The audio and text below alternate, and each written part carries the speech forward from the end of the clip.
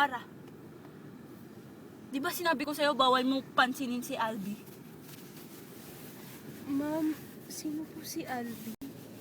Siyempre, yung crush ko. Bakit mo siya pinapansin? Di ba sinabi ko sa'yong bawal? Hindi ko naman po alam. Ako si Albi. Ako si Albi. Ma'am, patawarin niyo na po ako. Bakit kita papatawarin? Bago kita patawarin, sabihin mo muna kay Albi na ligawan niya ako. Ma'am, hindi ko naman po mapipilit. Kasi ang pangit niyo po, ma'am. Anong sinabi mo? Pangit ako? Tingnan mo yung mukha mo! Sabi ko po, pangit yung nipple niyo. Bakit? Nakita mo na ba ang nipple ko?